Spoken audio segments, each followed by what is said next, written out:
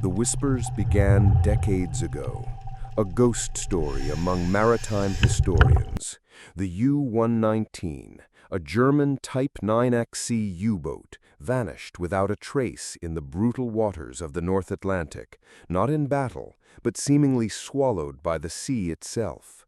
Its mission, shrouded in secrecy, became the stuff of legend. What if it wasn't just another casualty of war?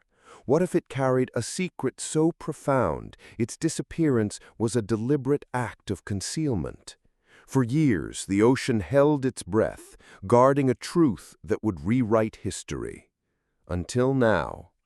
In the crushing depths off the coast of Newfoundland, a routine survey mission by the deep-sea exploration vessel Triton picked up an anomaly. Not a natural formation, but a metallic signature, impossibly large, impossibly symmetrical. Divers Grayson and Aiden, veterans of countless underwater expeditions, prepared for the descent. The water was a perpetual twilight, cold and unforgiving, but as their powerful lights cut through the gloom, a silhouette began to emerge. There it was, the unmistakable, menacing shape of a German U-boat, perfectly preserved, almost defiant in its watery grave. This wasn't just any wreck, it was the U-119. The excitement was palpable, even through the crackle of their comms. But the true shock came when they found the main hatch, not blasted open by depth charges, but sealed, as if its crew had simply vanished. Days turned into weeks as a delicate salvage operation began. The U-119 was brought to the surface, a barnacle-encrusted behemoth, a stark reminder of a war that scarred the world. The world watched, captivated. What secrets did this time capsule hold? The moment of truth arrived when Grayson, with Aiden assisting, carefully breached the main hatch. A rush of ancient, stagnant air, heavy with the scent of decay and salt, filled the chamber. Inside, everything was meticulously preserved, a snapshot of a moment frozen in time. Logbooks, personal effects, even half-eaten meals. But it was in the captain's quarters, behind a cleverly disguised panel, that they found it. A watertight, reinforced steel chest, unlike anything they'd ever encountered on a wreck. This wasn't standard issue. This was hidden. With bated breath, they opened the chest. Inside, nestled among layers of preserved canvas, were two items that defied explanation. First, a leather-bound journal, its pages still legible, belonging to Captain Leo, the U-119's commander.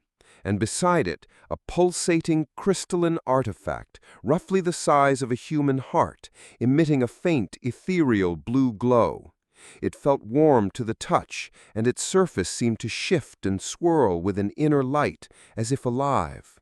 This was no ordinary war trophy. This was something else entirely.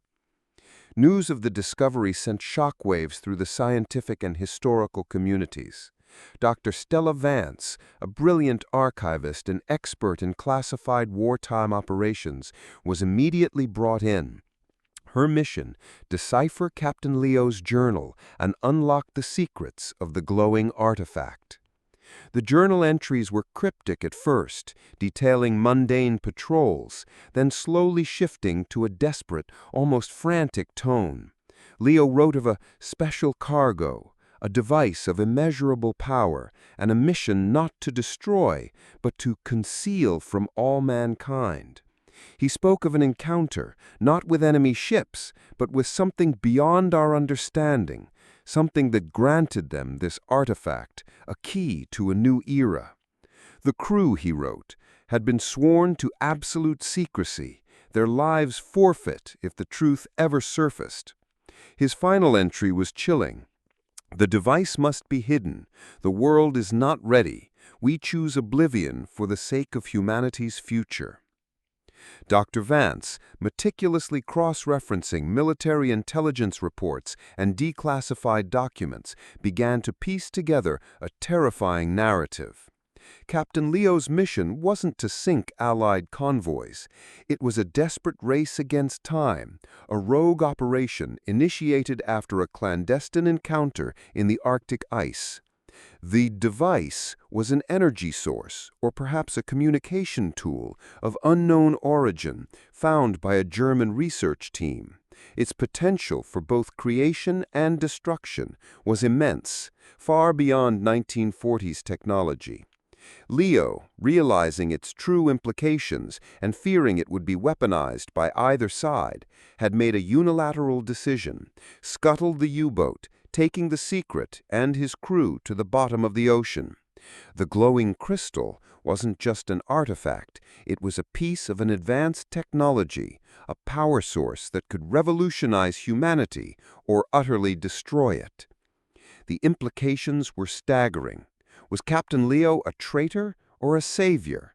Had he prevented a global catastrophe far worse than World War II?